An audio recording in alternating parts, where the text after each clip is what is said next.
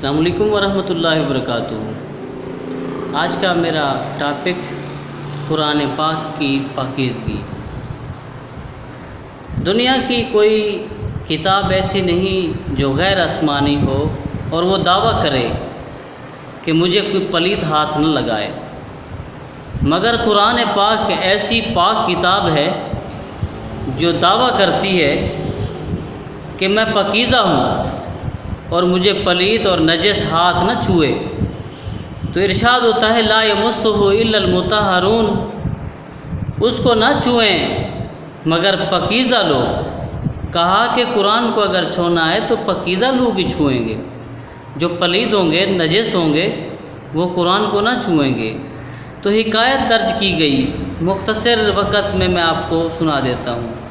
حضرت عمر بن خطاب رضی اللہ تعالیٰ عنہ اسلام لانے سے پہلے نبی کریم صلی اللہ علیہ وسلم کے جانی دشمن تھے اور ہر وقت انتظار میں رہتے تھے کہ کہیں موقع پا کر حضور کو قتل کر دیں، نعوذ باللہ من ذالک۔ فرمایا اسی ارادے سے ایک دن تلوار لے کر نبی کے قتل کرنے کے ارادے سے نکلے تو راستے میں ان کو معلوم ہوا کہ ہمشیرہ فاطمہ رضی اللہ تعالی عنہ اور ان کا بہنوئی سعید بن زید رضی اللہ تعالی عنہ ایمان لے آئے ہیں اور وہ مسلمان ہو چکے ہیں۔ یہ سن کر حضرت عمر فاروق اعظم کی آنکھوں میں خون اتر آیا، غصہ آ گیا اور آپ جو ہے سیدھا اپنی ہمشیرہ کے گھر چلے گئے۔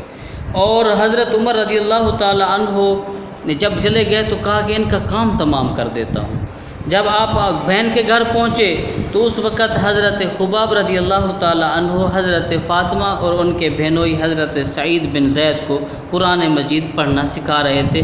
سورۃ طٰہٰ تھی، سورۃ طٰہٰ پڑھ رہے تھے۔ حضرت عمر رضی اللہ تعالی عنہ کے پہنچتے ہی حضرت خباب کہیں چھپ گئے مکان کے کسی گوشے میں، اور حضرت فاطمہ رضی اللہ تعالی عنہ جو حضرت عمر کی بہن تھی اس نے قرآن مجید کے جو اجزاء تھے انہیں چھپا دیا، جو جلد تھی سورۃ طٰہٰ جس کے اوپر لکھی ہوئی تھی، اور وہ اسے جو پڑھ رہی تھی چھپا دی۔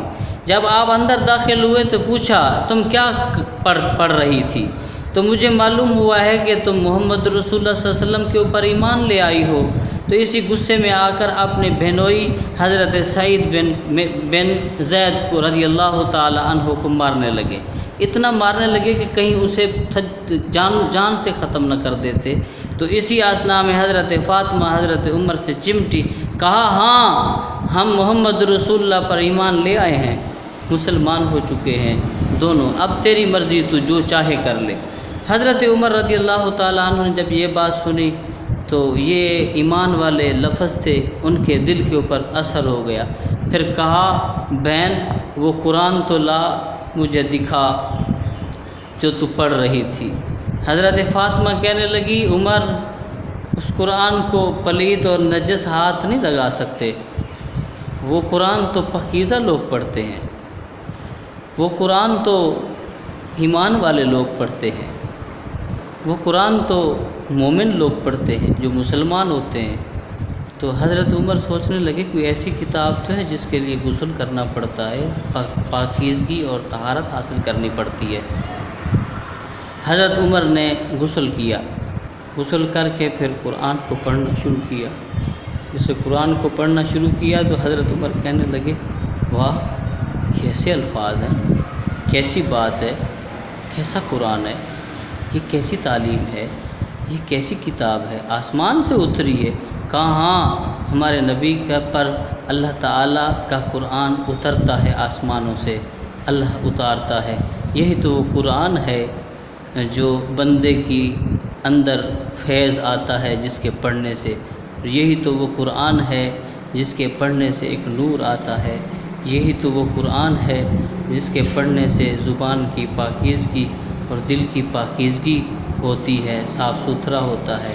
تو حضرت عمر بھی یہی کہنے لگے۔ پھر مختصراً یہ کہا کہ بہن مجھے لے چلو جن کے اوپر قرآن اترتا ہے، قرآن کا اتنا اثر ہے تو اس نبی آخر الزماں محمد رسول اللہ کا کتنا اثر ہوگا۔ تو جب حضور کے پاس پہنچے نا تو حضور صلی اللہ علیہ وسلم نے انہیں آتا ہوا دیکھا، صحابہ نے کہنے لگے عمر آ رہا ہے۔ حضرت عمر کو آتا ہوا دیکھ کر حضور نے کہا کہ ہٹ جاؤ، عمر نہیں آ رہا، یہ میری دعا آ رہی ہے جو میں نے اللہ سے مانگی تھی۔ عمر آئے اور گھر کر قدموں کے اوپر کلمہ پڑھ کے مسلمان ہو گئے۔ اور جب عمر آئے تو ایمان کو قوت ملی، ایمان کو یا اسلام کو قوت ملی، اسلام کو طاقت ملی۔ پھر جب چھپ چھپ کے نمازیں پڑھتے تھے، عمر جب آ گیا تو پھر کھلے عام نمازیں ہو رہی ہیں اور کھلے عام اذانیں ہو رہی ہیں۔ اللہ تبارک و تعالی ہمیں قرآن سے محبت کی توفیق عطا فرمائے۔